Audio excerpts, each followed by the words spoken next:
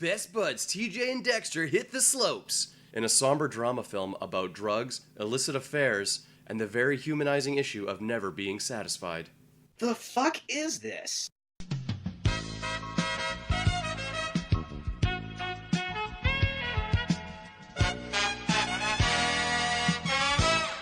You know what's really in right now are podcasts that start off with just the two hosts just like talking like casually and not even and realizing after the fact that you had already hit record. Yeah, don't you it's so manufactured and just so stupid. No one ever. Everybody hates that. They can see the phoniness of it coming a mile away. Yeah, it's ridiculous that people think that they can get away with that shit and just keep it. Why do you ask? Why do you bring that up, Kat? I don't know. It's just something that's been on my mind. Anyway, hello, ladies, gentlemen, and however else you wish to self-identify, to another episode of The Fuck Is This? A podcast on the internet hosted by two white guys who talk about nerd stuff, filling a desperate niche that needs to be filled because, God, there's just not enough of that.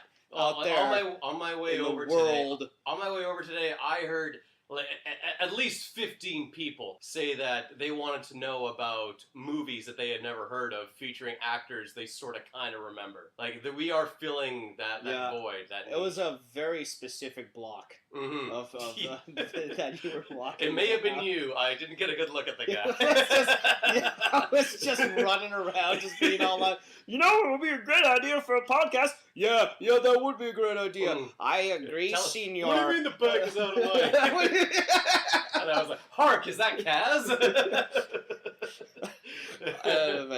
It is Kaz. I'm Kaz Lesgard, your host, and over here, this is Jameson Rafter. Hello, everyone. Happy New Year. Welcome. Yes, welcome. Not to date the episode, as we so often do. But it is, in fact, our first episode of 2019. Yeah. You have a good New Year's? I had a very good New Year's, yes. I wanted to start off this episode with our first retraction. I was editing episode 3 last week, our Dracula 3000 episode, and as I was doing it, I was doing the research that I should have done before we recorded the episode, and right around the time I was viciously dunking on Coolio, really for no good reason whatsoever, thought in my head, and I did like a basic Google search. I said on that episode that Coolio is now exclusively recording music for Pornhub.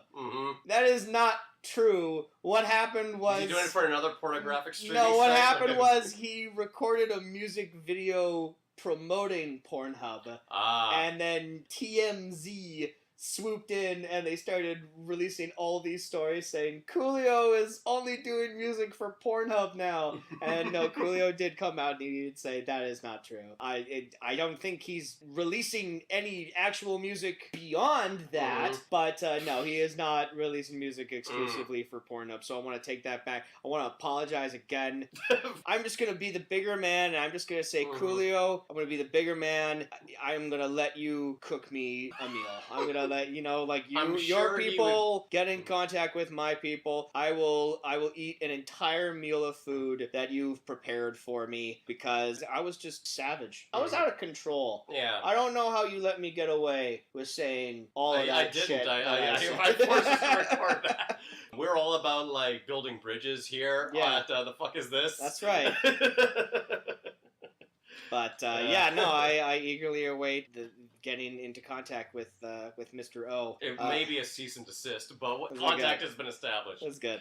So contact has not been established at all. With a cease and desist, that's contact. I'm still just shouting into the void, pretty much. Well, I'm going to give things over to you, Jameson, because you have picked today's movie because you have found lightning in a bottle. You have found a rare movie that not only have I never heard of this before, but the plot, from what I've been able to read, sounds just cheesy enough that I think we could probably get some really good material out of it. Yeah. So why don't you tell the folks what movie we're watching today? All right. So this was something that was recommended to me by the film's writer and director. Oh shit! Really? All right. Oh wow, that's cool. His name is Patrick Hasberg. And you met him. I did not meet him, Oh, okay. but we have one of those, you are my brother's friends, cousins, kind of 6 degrees of Kevin Bacon kind of thing. Yeah. He is married to the cousin of a friend of the family. All right. Yeah, I make some flash cartoons on the internet. Yes. I do like some fledgling writing thing. In the early 2010s, I was looking to getting into screenwriting. And so through my family, they recommended this networking opportunity through a friend of the family saying, hey, we know Patrick Hasberg. He was a co-creator on the original 21 Jump Street show. Right. Yeah. And he had written for shows like The A-Team and Sequest, and we'll get you in touch with him. So I shot him an email and I said, like, hey, I'm Jameson Raptor. I'm like 25 years old. I'm looking to learn about the business. If you have any free time, I would just love to pick your brain. And he's like, yeah, sure, I got nothing to do, like, just like some of your questions. Right. So I was just picking his brain, and he was very accommodating. So just a quick shout out to Patrick Hasberg. He did mention that he worked on one movie, or that he sold one movie as one of his specs that went right to production, and it's the movie that we are watching today, which is called Aspen Extreme. 1993's Aspen Extreme. The only film that he has like a writer and director credit for. Everything else he's worked on has been like TV or writing for TV. Yeah. Well, now I'm a little concerned that we might watch this movie and then make fun of it for the remainder of the podcast. The chances of him tracking this down and listening to this podcast. Well, the chances of anyone involved in these movies actually listening to this podcast is probably a drop in the bucket. Yeah. So I will say he was very gracious in his advice. I did not follow his advice. I kind of just carved out my own path. I am not a successful screenwriter living in Hollywood. Tell us a bit more about Aspen Extreme. I found it interesting that it came out in 1993, which was years before the whole extreme craze really sort of blew up in the late 90s with every soft drink getting like an extreme. This is extreme with an E. Extreme. So this has been billed by the Seattle Times as Top Gun of the Ski Slopes. Oh, fantastic. Kaz is looking at the DVD box art of this movie right now. What are your initial thoughts of this movie? This is not a movie I would rent myself. We've got two ski bros staring off into the distance. I can only imagine that this movie is going to chronicle their romance. The tagline here is, two friends looking for adventure discover extreme skiing, wealth, and seduction. Oh. Now they face the greatest challenge of their lives. I love how it says they discover seduction. Yeah. Never, two men in the mountains together discover seduction. They had never known that was a thing before the events of this movie, yes. Oh, the back of the box calls it visually spectacular and stunning. Stunning! Yeah, fantastic. The two names that stand out amongst the cast here, we got our two leading men. We got Canada's own Paul Gross. Canada's son. Noted Canadian Paul Gross. Yes, it's not just like actor Paul Gross, it's Canadian actor Noted Paul Canadian Gross. Paul Gross. Paul Gross, he's a stage actor who found like some recurring roles in television. Like a lot of like... Oh yeah, he's a TV He's a very leading man type. But like he's just never found the success. But he's like always had like his heart in Canada. He did Passchendaele, which is one of the few modern World War I movies. He tried to make... he's continuing to try to make a stab as a really serious director. He did Passchendaele. He did Hyena Road. He also directed Men with Brooms. Which is a lovely movie. Which is a funny movie. It's delightful. It reminds you of that, like, Leslie Nielsen is, like, more than just... Frank Drebin. Most people know Paul Gross from Due South, which is not a show that I ever watched. You know what? Like it was on the air when I was a kid, but it wasn't really something I'd be watching. My favorite thing Paul Gross is associated with is Slings and Arrows, which is a terrific Canadian television show. If you have not seen that, Slings and Arrows is a very loose parody of the Stratford Shakespeare Festival, and it's 3 seasons, and it's about a Shakespeare company, kind of like a company of actors, a sort of surrogate family. And every season is a different play, and the themes of the play end up sort of bleeding into the characters' lives. Season 1 is Hamlet, Season 2 is Mackers, season 3 is King Lear. Mm-hmm. Yeah, and Paul Gross is the main star of that. And yeah, that seems like a very niche idea for a show. Totally. And the fact that it got 3 seasons. Yeah, not only did it get 3 seasons, but it wrapped up perfectly at the end of 3 seasons. By the time it wrapped up at the end of season 3, it's all like, yeah, we don't need another season of this. This is perfect. This is the ending of these characters' journey.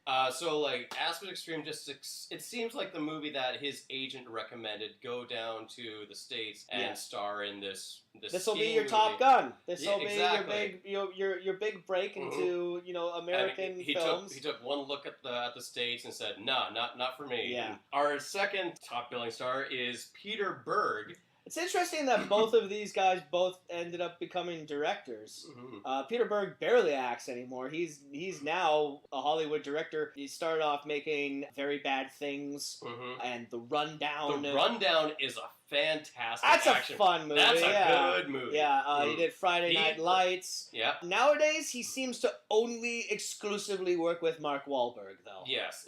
Deepwater Horizon. But he's worked on like Hancock and like what was that, Battleship? Yeah, I don't know. I was gonna exclude Hancock and Battleship for obvious reasons, but yes, he also did Hancock and Battleship as well. But now we get to see noted actor Peter Berg just like kind of flex his acting muscles. All right, what are your expectations for a film like this that is billed as Top Gun on the ski slopes, looking at these rad as all hell. Well, because my first thought is that Top Gun was still a war movie, right? I can't imagine what the conflict in Aspen Extreme is going to be. Like, there's no enemies. I think this is probably just gonna be a cheesy ski movie, right? I mean, like, how different could it be? I've only seen like a couple of ski movies in my life, but I imagine it'll be like I imagine there's probably a montage at some point. Perhaps several montages. Yeah, there'll be some like a love triangle, perhaps. Yep. I'm not even. Yeah, no, I'm down. I'm down. I realize we didn't even read the synopsis on the back of the box, but you know what? We've gone on for too long already. Aspen Extreme! To the extreme! Oh my god. It was one of those movies where it's like, it's got ass right in the title, so, if it's really terrible, maybe it'll be a self-fulfilling prophecy. All right. You happy you worked that into the intro? Very happy. All right, I was planning on doing it much earlier. All right. We'll see you in a bit. Listen to this cool music we found. Here we go. Here we go. I love it.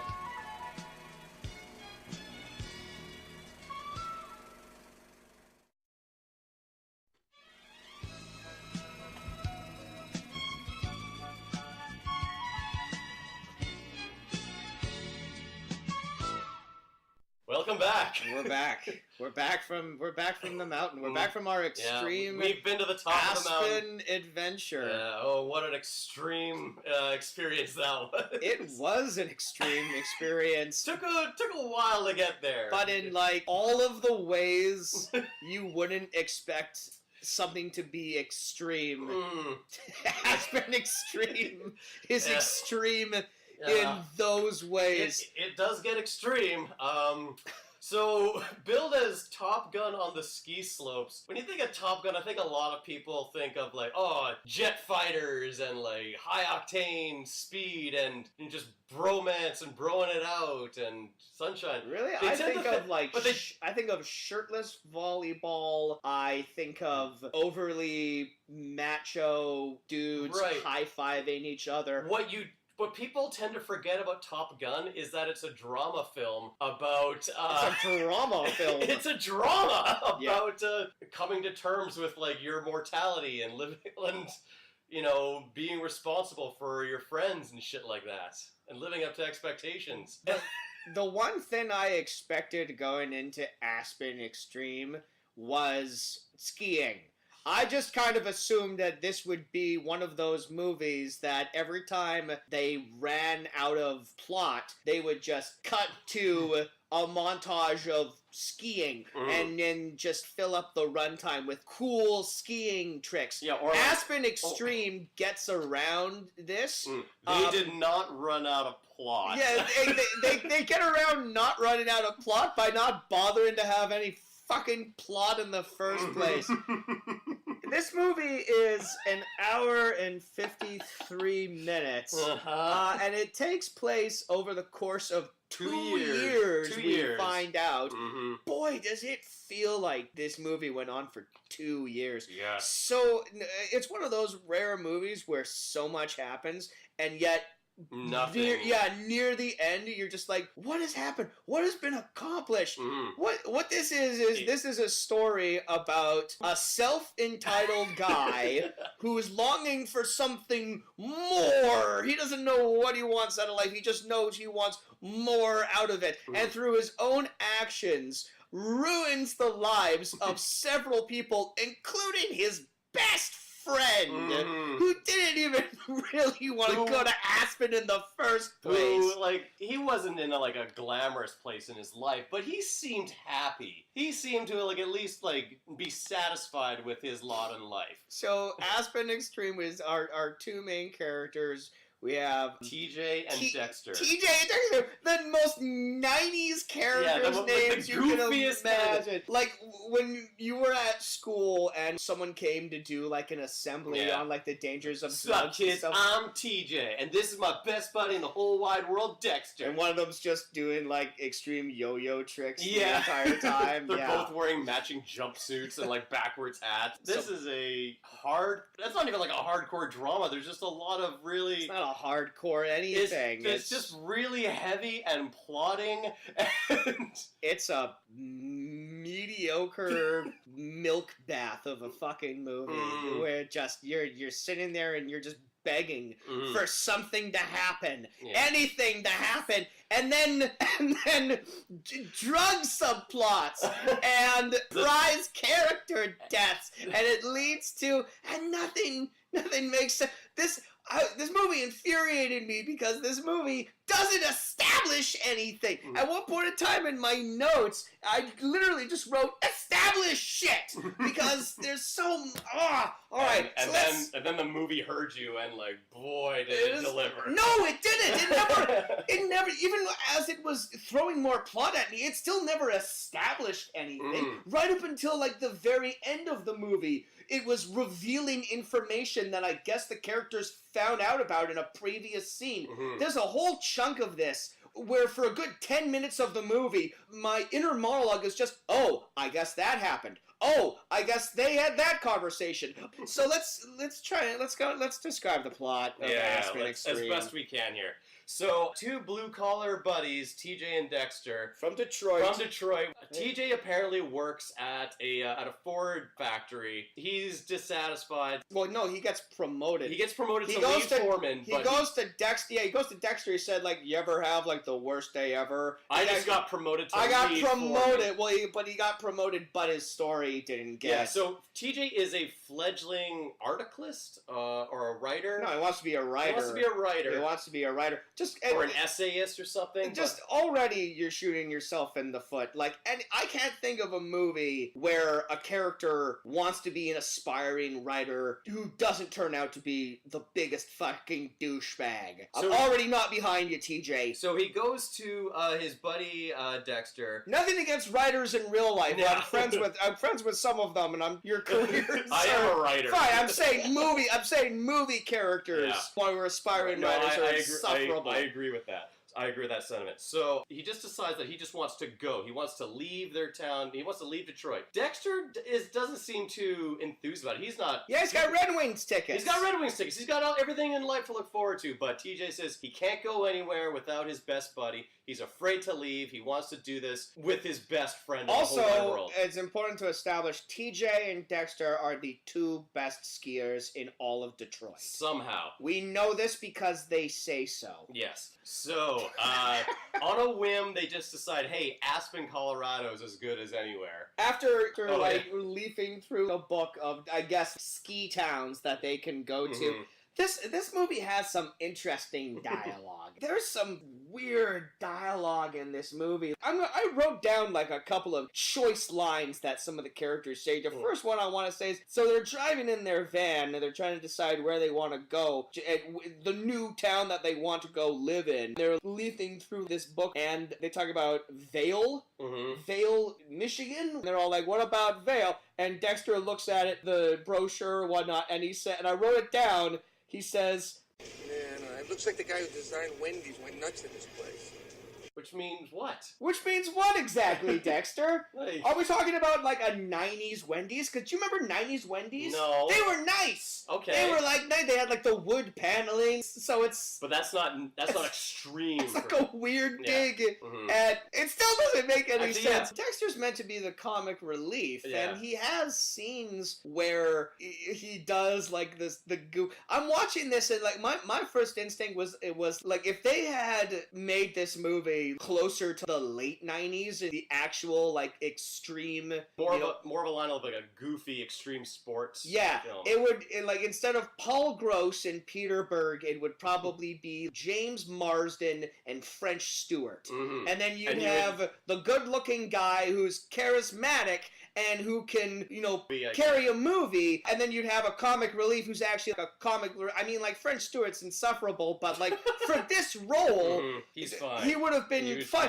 Peter Berg is also fine, and I'm not knocking Peter Berg's acting in this. He played it way too straight. Yeah, pointed out that like this movie, it seems like it wanted to be those zany ski comedies like Ski School, Ski Academy, and stuff like that, and then just like played all the comedy elements of it that you would expect, played them very straight. So they apply and almost immediately become ski instructors in Aspen based on them being like the best in Detroit. Dexter doesn't get the job for just some reason. He's not as good, and they only need 5. See, here's the thing: 100 applicants, 5 positions. TJ and we here's one of the crazy infuriating things about this movie. We start off, so it's all like, okay, you're gonna be all ski instructors, because there's like this Carl, there's like the no nonsense guy, the hard ass guy who runs the thing. He says, okay, you're all gonna be ski instructors, go down this hill, and you think it's like, oh, okay, so here's like the trials, and that could almost be like the entire first act of the movie in itself is them competing against this team of people. No, they go down one hill once. And everyone who makes it down is like, all right, you're a finalist. Next scene, they're all drinking Bloody Marys, and the list is already up. Yeah. And it's like, oh, I kind of thought we'd see more of that. But again, this movie doesn't establish anything. So, no, we just immediately cut to, like, 5 names on the list. TJ says that Dexter's name isn't on the list. So his workaround is that he adds Dexter's name in pen underneath it. This printed out list. And then goes to Carl and says, oh, hey, listen, you should really hire my friend Dexter. And Carl goes, nah, I'm not going to hire your friend Dexter. Next thing we know, both TJ and Dexter are working on the hills, and it's never established how Dexter managed to pull that off. But as I said, things just kind of seem to work out for TJ always. Why is he so unsatisfied? Until it doesn't. Yeah, yes. Well, it works out for him, and then just like literally everyone else in his life. Meanwhile, Dexter, who had his life uprooted so he could appease his friend, has like the lowest on the wrong job as a ski instructor teaching kids, which isn't. To be fair, he seems good at it. Yeah, it seems like it's a good. And you know what? He seems good with kids. Be a ski instructor for little kids. That's not an easy job. No, it's hard to corral like a bunch of 7-year-olds and to get them to go. And he's good at it because he gets $100 tip. Yes, almost immediately he gets $100 tip. But he wants the chicks. He's not necessarily in it for the money. It's true. Yeah, it's true. Should we get into the women of this? Yes, film? the love triangle. Yeah. Which you made a comment choosing between like Betty and Veronica, and I'm all like, nah. And then maybe like 10 minutes later, I'm like, fuck, it is Betty and Veronica. Yeah. It's literally those characters. One is a rich brunette, and one is a sort of girl next door blonde. With a ponytail. Yeah. It's literally those characters. Yeah. TJ gets around, but disappointingly, Aspen Extreme is a very unsexy movie. No. there's a lot of flirting, a lot of coyly and like heavily implied. Yeah, there's sex. not a lot of ass in Aspen No Extreme, TNA. unless you're into man ass. Yeah, there's a couple of man asses there's some in bare there. male They're asses nice. in, yeah. That's not too bad, Yeah. but it's like a ski instructor movie. I want certain things out of my ski instructor movie. I want scenes of skiing, and I want wacky shenanigans, and I want sex scenes. This movie barely gives me those first two, and we don't get the third one at all. So yeah, no, if you're looking for like a good time, this may be the most downer fucking ski instructor movie I've ever seen in my entire life. Yeah. It's boring, it's unexciting. Yeah. There are two cool shots in the Of movie. skiing. Two moments in this movie where I sat there and I'm all like, that's impressive. That's a genuinely impressive Good looking shot. shot, yeah. But they're over in like seconds. Yeah. So yeah.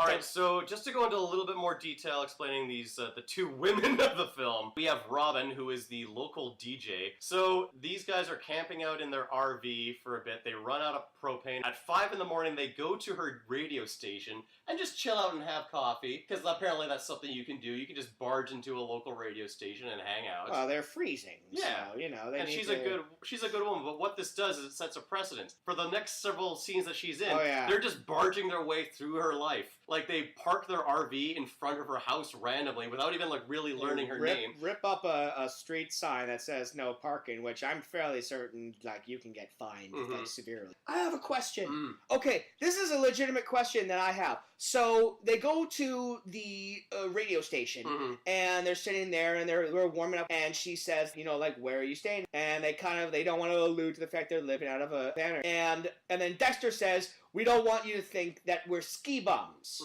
And then she says, well, I guess you'd better find a place to live. Now, I've heard the term ski bum before. Does it literally mean someone who skis but also is homeless? That's interesting. Like, I would imagine the mortality rate of that kind of lifestyle is kind of high. Is that what that term means? I legitimately Maybe. don't know. And if so, who are these people who are prioritizing skiing over having a place to live? I mean, I know, like, homelessness is a big problem, and people become homeless for a variety of reasons. A lot of the times that's not even their fault and whatnot. But, like, if you're moving to a mountain and you didn't figure out, like, lodging beforehand, but you're just there because you want to, like, hit those mountains so hard, find a place to live first. Fucking priority. I always assumed ski bum was just another word for someone who really enjoyed skiing. Sure, like an enthusiast. Yeah, but I guess it's people who want to go to a place like Aspen but can't afford to like stay in like a resort or something. Okay, well, Anyways, there we go. I learned something today.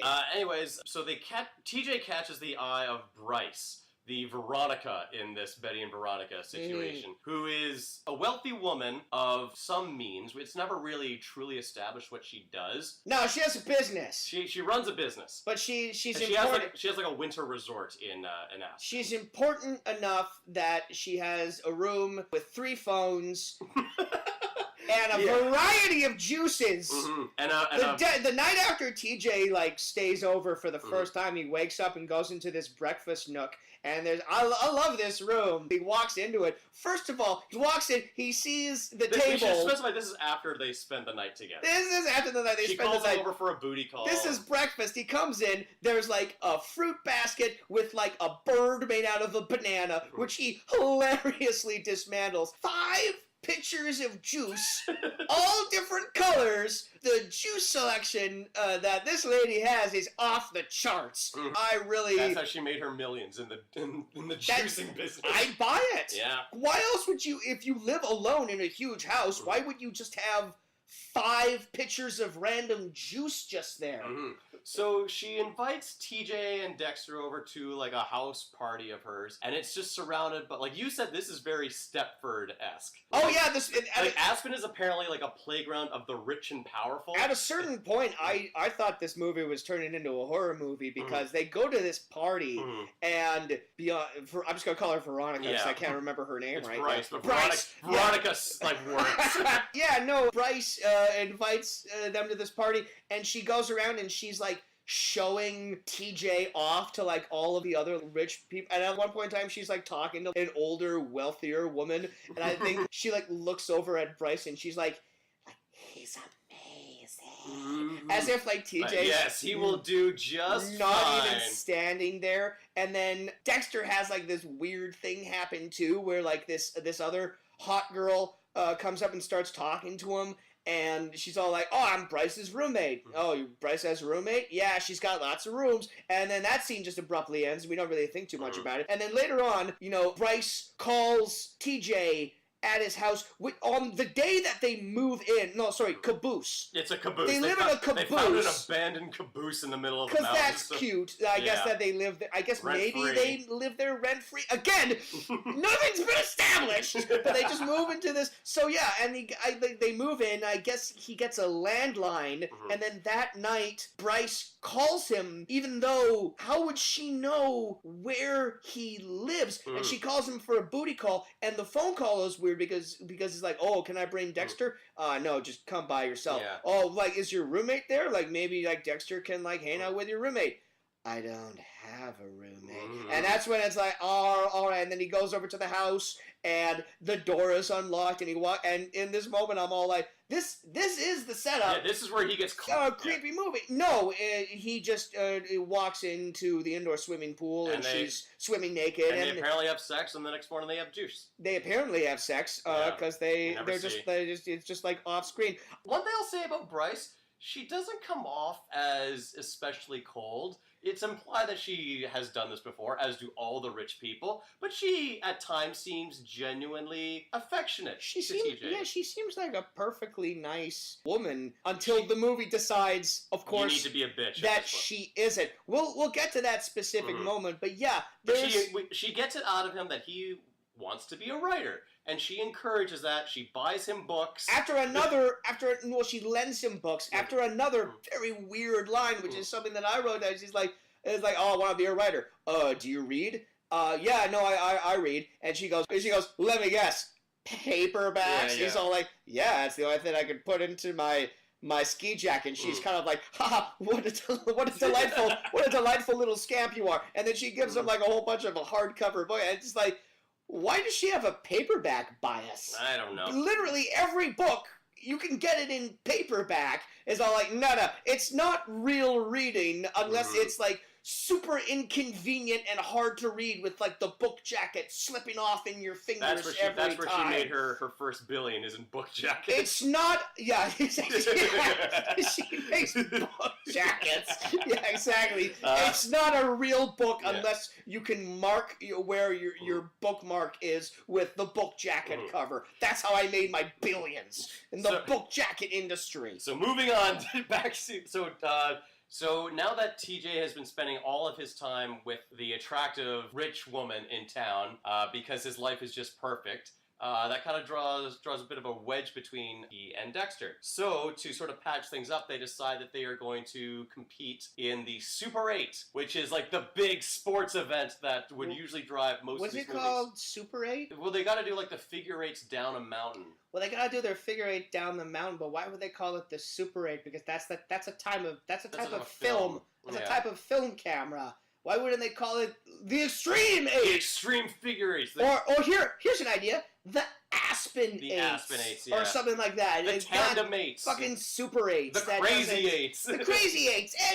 Anything other than... Okay, let's talk about this. Let's talk about this contest, because I'm genuinely baffled by this contest. So the Super 8 contest is a partner contest where two skiers go down the mountain together, and then they just make this succession of figure eights in the snow, and whoever does it the fastest and the most perfect, and they don't fall once, whoever wins.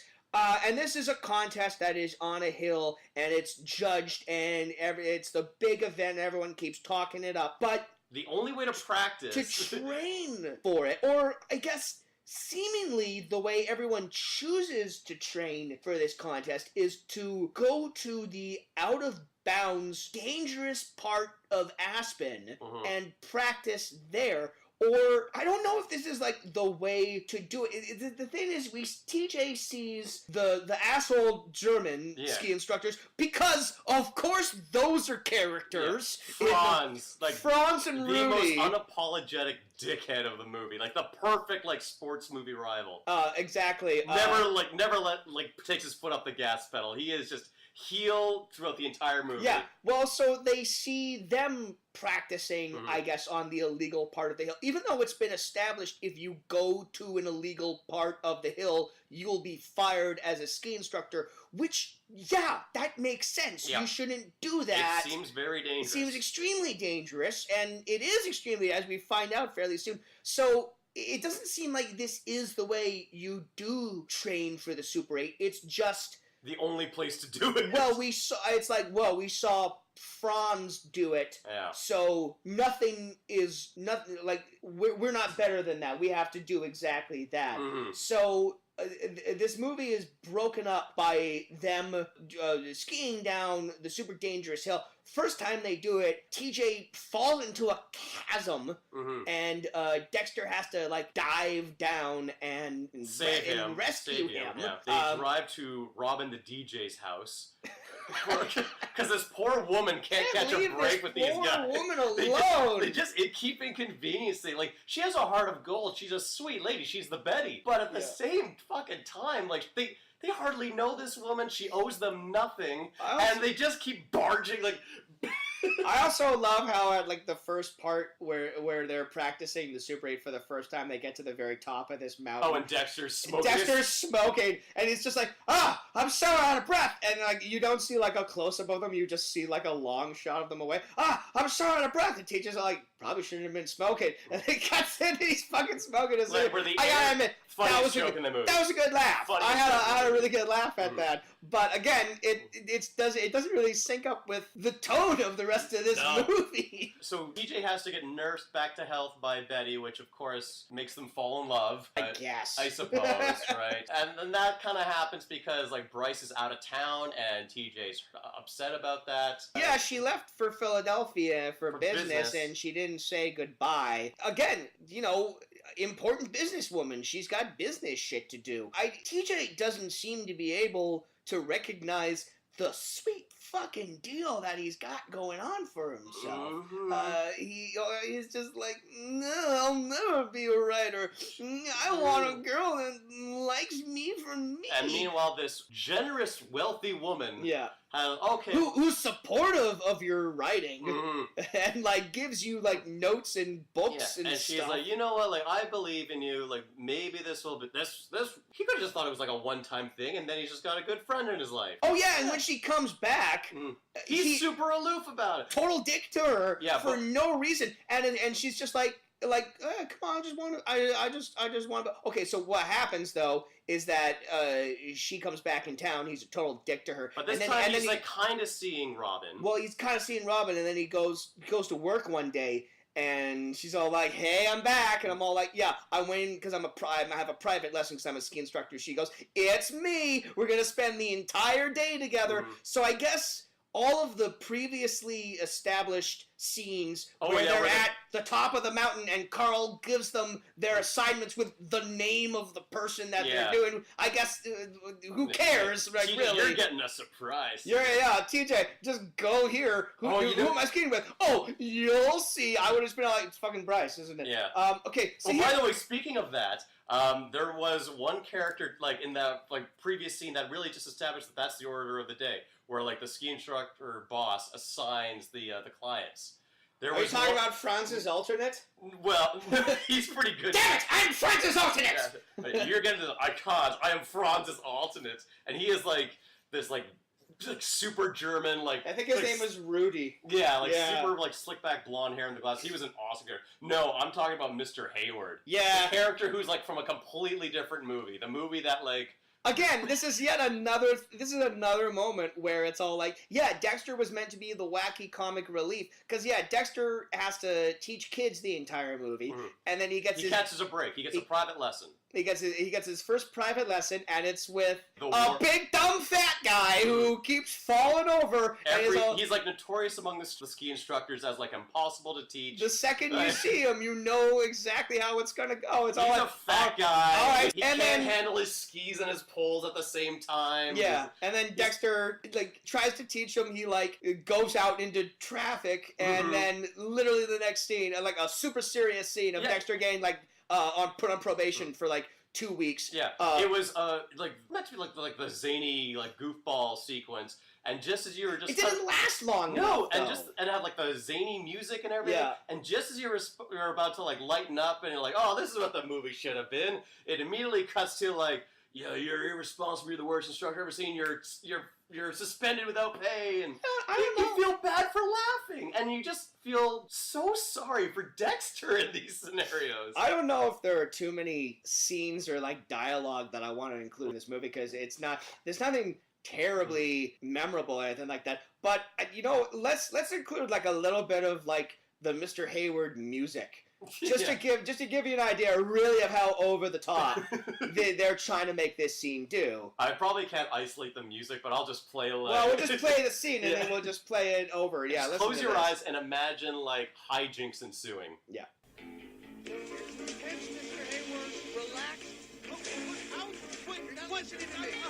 Oh shit! Get out, Mr. Hayward! Push him out! Don't foul! Don't foul! Sit down! Sit down! Sit!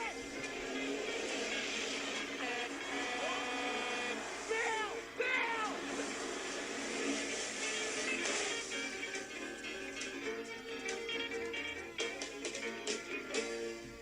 Yeah, it's like oompa. Yeah. Okay, so there's two things I want to talk about. We gotta talk about what happens immediately after Dexter gets put on probation, but I want to circle back really quick, and I want to talk about what we were just talking about. I want to talk about, okay, so this is a perfect example. This is the moment where I wrote down in my notes, established shit, exclamation mark, because, so TJ is kind of seeing Robin. Bryce left town without telling him or whatever, and now she's back, and he's kind of dating Robin a little bit, and he's just a total asshole to Bryce for really no reason, and Bryce is just like, wow, we were friends. I thought we could be friends. And that's fair. That's absolutely fair. Like, TJ, you could just be like a regular non-shitty person and just say, hey, you left without saying, so I kind of started dating someone else, but yeah, we can absolutely be this was friends. Never meant to be like a full-time thing. Sure, she's established from the very beginning that she has like a variety of like Aspen fuckboys that she's like. She seems to like you. She seems to genuinely like you as a person. So why would you just like throw her to the curb? Don't so look anyway, a gift horse in the mouth there, TJ. So TJ writes a short story for Robin called.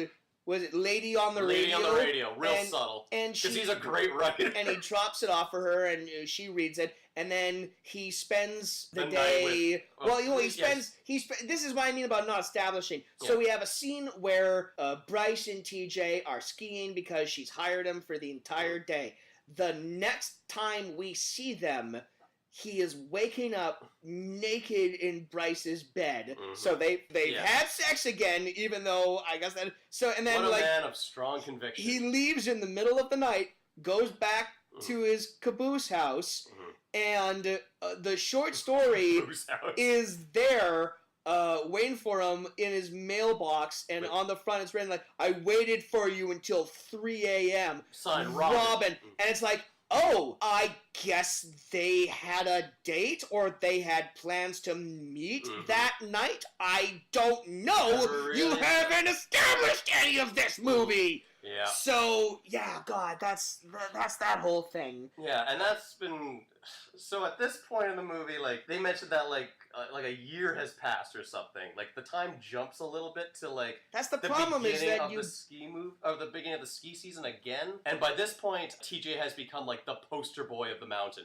He is like the #1 most sought after ski instructor. Like when we say poster boy, literally like on advertising. There is not a poster in all of Aspen that doesn't have his face that on. is not it's not just doesn't have his face on. That isn't the exact same poster. Yes. It's the exact same One poster. good action shot and they reproduce it all over town. I dare you to go to any mountain and look at the advertisements, and it's all the same one. Mhm. It's all the same smiling Joe guy and everything like that. And this is why you can't like TJ, because everything just fucking works out for him. Let's talk about the drug subplot. Yes, and then hour and 7 minutes into this movie, and the writer decided, I guess I'm gonna make something happen. Subplot.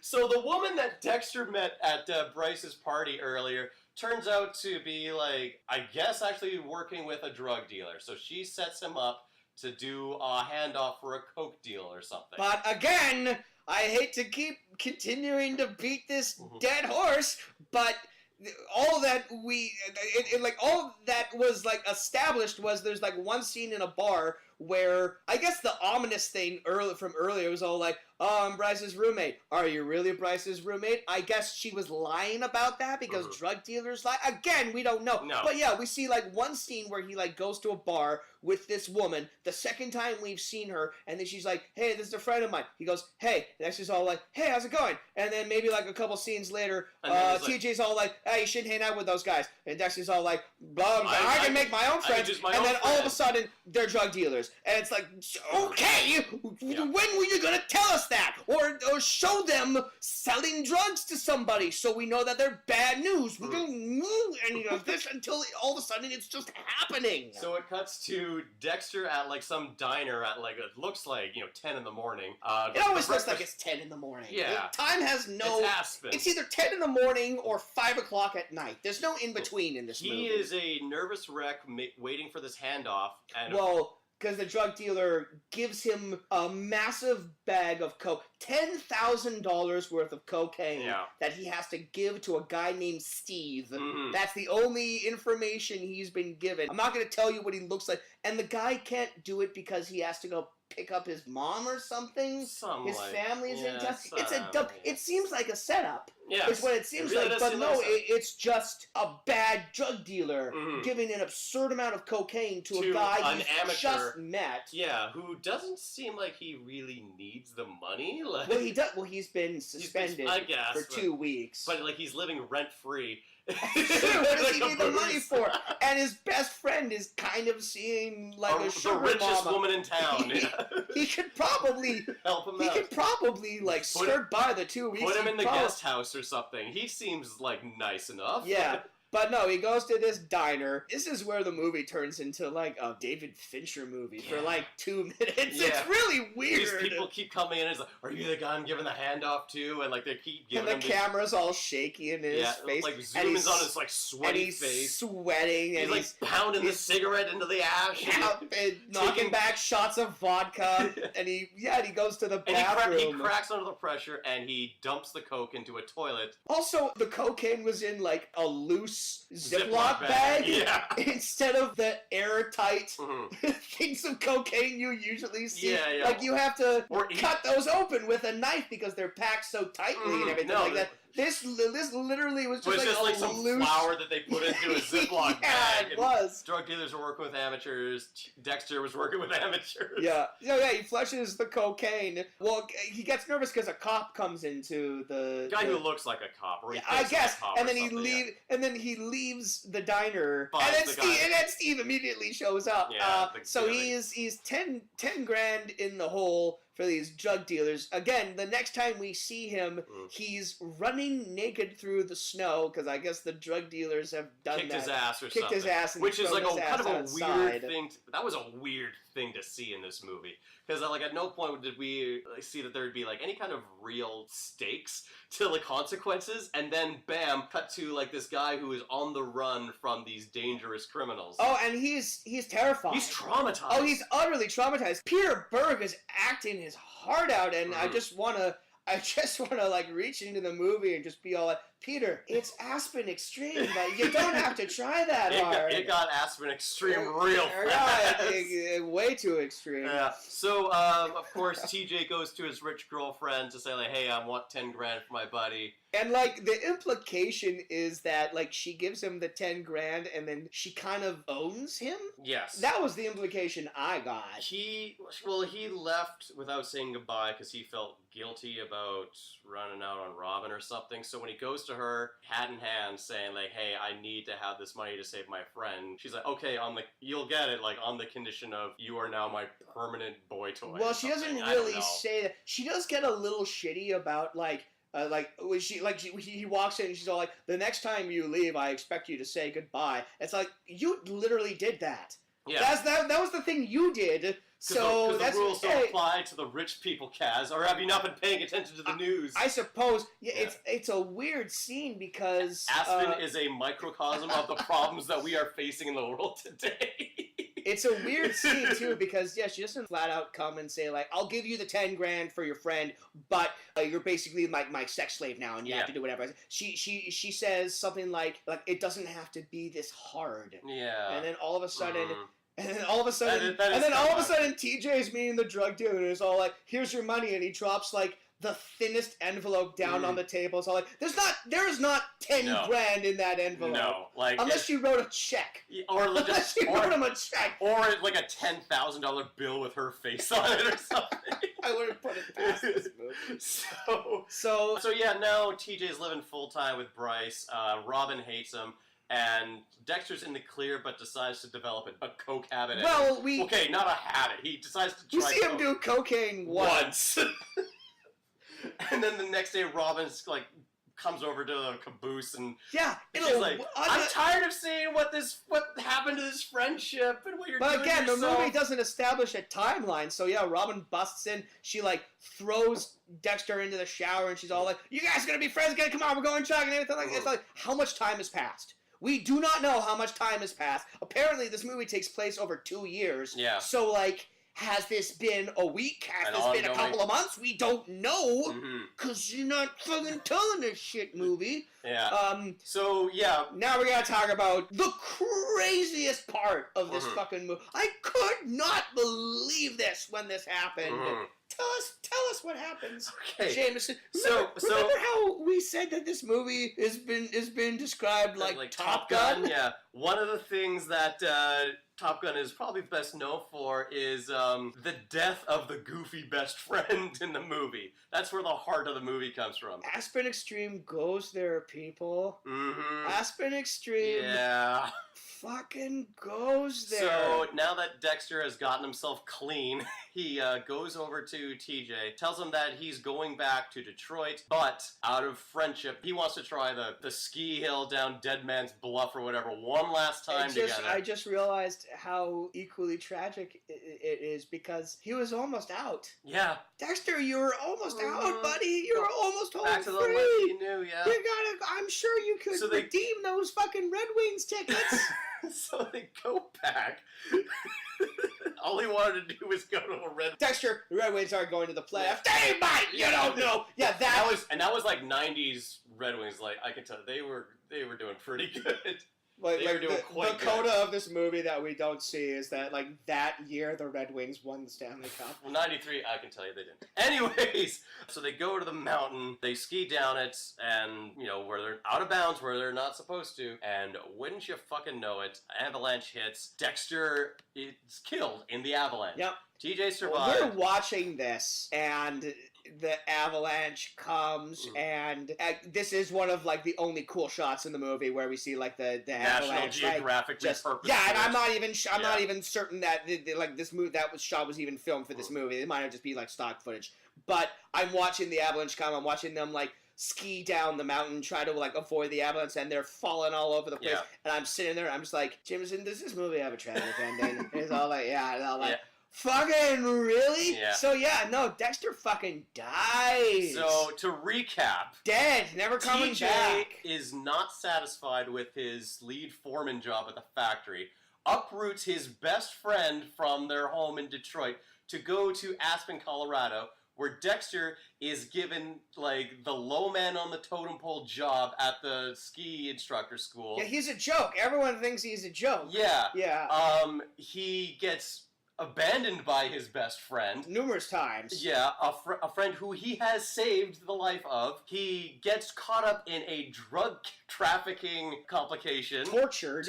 He gets tortured. Tortured and traumatized. He has develops a drug habit. As a coke bender. Yeah. And then dies. And TJ then, yeah. has ruined the life of his best friend. Like, yeah, absolutely. And, like, not only that, like, he was on his way out, too, and all TJ had to say was just like, I think I'm down with skiing. You should probably go and live the rest of your full life. I'm going to stay with my really hot, really rich woman in my life who is encouraging my writing. And then as soon as Dexter dies, this is because, like, from up until this point, you could make the case that Bryce is just like a perfectly nice, normal person. As soon as Dexter dies and we get, like, the scene of, TJ is sad and he's drinking and Robin is also sad and other people on the hill are sad. The people who hated Dexter are sad. Yeah, except for Franz, who again does not let up the heel. They go to, like... You know that mountain is out of bounds for a reason. Fucking TJ goes to clean out his dead friend's locker, and Franz is just like, oh, you killed your fucking friend, you fucking moron! And then, what did you think? He got punched in the face. So good. Franz is like the best, one of the best parts of this movie. Yeah, makes the most out of his limited The next time we see Bryce, though, she's in like a slutty dress, and TJ is in the dark, and he's drinking, and his best friend is dead, and she's all like, aren't you coming to the party? And there's a party going on. You have to continue to live your... And it's like... He didn't want anything good in his life. You do. Like... We flipped the... she doesn't talk like... I don't know why both of us are automatically going like... Not the socialite! Yeah. She is like... She's naturally British or Australian. Do you want some gold-plated oysters? Yeah. No, they're very caustic. If anything, she's really nice. Well, yeah, but it's weird because, like, as soon as this happens, someone switches the bitch dial, and now she's just awful, even though there's no reason for this character, and she does this one awful thing, and now she's out of the movie. And the only reason for them to do that is for him to end up with the nice blonde one. Yeah. And then the movie goes on for like 20 minutes more, but there's no point in spending that much time recapping it. No. He writes a story called Aspen Extreme. Based on the life of Dexter. Sells it to a ski magazine, and he gets published, so he's a published writer. So you might think that's the end of the movie, because that was his journey. He wanted to be a writer. He wanted to be a published writer. Nope, he wants to do the fucking big ski event. So he teams up with the new guy. Who is like apparently who like is a character is introduced in the last 10 minutes of the movie. Hi, my name's Todd Pounds. Todd Pounds the name. Like, Hi, Todd Pounds the name. Hi, how you doing? Yeah, We're going to be best friends. He is Pounds and Burke. Yeah, so he is like an Olympic level or Olympic training skier. So he's good. You know what? But, it doesn't matter. Okay, doesn't matter about Greg Pounds. He's the worst. All right, so pretty sure his name's Todd Pounds, but whatever. Fuck it. So Franz and his partner, they win the event. They do. However, they get perfect 10s. There's 3 judges, and they get 3 perfect 10s. The guy at the top of the hill says like, "Oh, there's no point in like continuing anymore. Like these guys they won for the 4th year in a row. Like these guys always win." And TJ's like, "No, I've gotten everything I've ever won in my life so far in this movie. I'm gonna do the event with my new pal Pounds here." So TJ and Pounds, TJ and Pound Town. DJ Pounds. DJ Pounds goes down the mountain, and because he can't fucking do anything normally, by the rules, they go out of bounds, and they do the Crazy 8s, but they do it on the dangerous side of the mountain. Not only that, he specifies to Pounds that, hey, just follow me. Yeah. Like, you do realize the last time he did this and going out of bounds, he killed his partner. And as they're commentating, the commentator even says, "Oh, they're going out of bounds. Our camera crews can't see them." As soon as I heard him say, like, they're going, like, out, so... They're disqualified. Disqualified! Yes. Out of bounds means disqualified. I'm not up on skiing competitions. but if you go out of bounds, you're not doing it right. You're doing it wrong. That's not how that works. But not only do they go all the way down to the bottom, so they get 3 perfect 10s. And then, like, the ski instructor boss, like the leader of the bunch, just holds up another 10. He holds up a puts them over the top. 10, and they win. Yeah. Even though not only did they not do the thing that was the thing that they were supposed to do, but that's also not how fucking judging works. They got 40 out of 30. They got 40 out of 30. So all you've established is that this yearly contest that everyone talks up is complete fucking bullshit. You can be responsible for the death of your friend and disobey the rules, and you will win because Aspen is apparently at the whim of fucking TJ. Fucking Carl. Of this god among men. Oh, man. So, yeah, and that's how this stupid movie God is. damn. I want to talk about some of the other amazing lines that I love. Can I just say, like, what the last line of the movie was? Like, I think I'm going to stay here and try to make it as a writer. And you have made it as a writer, TJ. Yeah. You are not only the champion of this weird downhill skiing competition, you are the poster boy of this resort of the rich and famous, and you've already been published in Powder Magazine. Yeah. You've made it, buddy. Yeah, that's what I read. What more do you want? Do you want to have like a fucking threesome with Bryce and Robin? Because you could probably arrange it. You could probably get it done. I did think of a recording from the movie that I wanted to do. There's like, okay, so there's that moment where he's talking to Robin, and let's play it because I can't remember what she says. It's something like, oh god, do you remember where it was in the movie? It was something like, writing doesn't mean you make up stories about things that aren't even true. Yeah, that is what writing is. Yeah. That's literally the definition of. But writing isn't putting words down on paper to make people feel things that aren't even true. That is antithetical to what it means to be a writer. Okay, I want to talk. Okay, I want to mention some of my other favorite dialogue from this. When they're climbing the mountain right before it's revealed that Dexter has been smoking the entire time. He says, "I'm out of breath. I'm gonna start tromboning my breakfast." Whoa. And that's like, what is that? But it's like, why did you choose that instrument? That makes me think that you're going to vomit up your breakfast, and then your vomit is going to find its way back into your mouth before you vomit it out again. That's how a trombone works. It goes out, but then it goes in. Yeah. I'm not up to speed on my 90s slang. I grew up in the 90s. I'm pretty sure no one said I've never heard tromboning. anyone said tromboning. I've heard tromboner. Yeah. What else? Oh, they're looking at women at like the club, and like one walks by, is all like, "Oh, you should go talk to her," and TJ says, "I don't speak American Express." What the fuck does that mean? Well, because I guess she's too rich for him. I don't know. Because the blue collar working types, you know. Yeah, I guess. Yeah, they're the real people. They're talking about from the streets of Detroit. Oh yeah, he asks Dexter what was the worst day you ever had. Oh yeah. And he goes. Probably that time I got arrested for stealing those telephone poles. And that was at the beginning of the movie. That was one of the first things Dexter says. And I'm like, hold up. Wait, what? I think we gotta see that. Yeah, show us that. Did you steal a Chuck? Like chopping him down with an axe. Telephone poles are very large and heavy. I'd love to know that story. Chopping him down with That an axe. seems like a far more interesting story than anything we saw in this stupid fucking movie. Okay, that's everything I have to say about this. Kaz, would you recommend this movie? No, not really.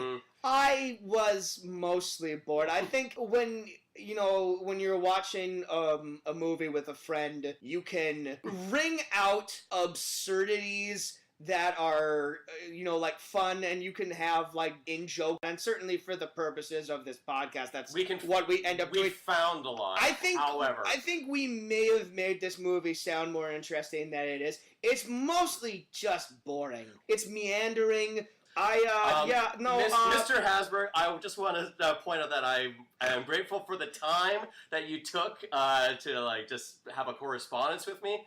I learned a lot about the business, and you've like, who the fuck cares what we think, right? Like, you've obviously had like You found success. He created 21 Jump Street. Yes, He's better than we are. Let's just cut through all the bullshit. He's a more successful person than we are, and we're.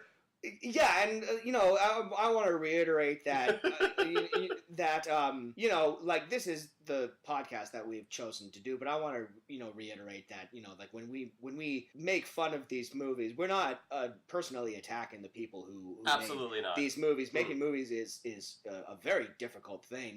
I've never done it. I've been in some movies, but I haven't spearheaded like a production moving forward. I have spearheaded like independent projects of my own, and that was like a huge labor to take part in, to organize. Yeah, I can't imagine doing it on like the scale that professionals have been doing it, and for the length of time that they've been doing it. I'm doing it out of like this movie probably took 2 or 3 years from beginning to end to finish. This was 2 or 3 years of someone's life. That said, this is not my kind of movie. No, not really. There. If you want to watch, like an entertaining ski movie, there are other far options better ones with less convoluted plots that you can watch. And this is the part as we're wrapping up here. I'm gonna pull out a little surprise for you. Oh, Jameson. I'm kind of worried here now. It is because. On the next episode of The Fuck Is This?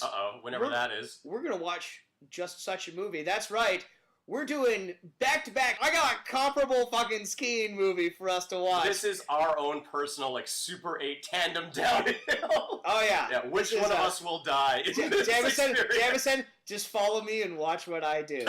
All right. Okay. Thanks for listening, everyone. Tune in next time to see what movie we're talking about. It's a lot dumber than this movie. That's all I'll say. All right. Have a good night. Thanks for listening, guys. Thanks.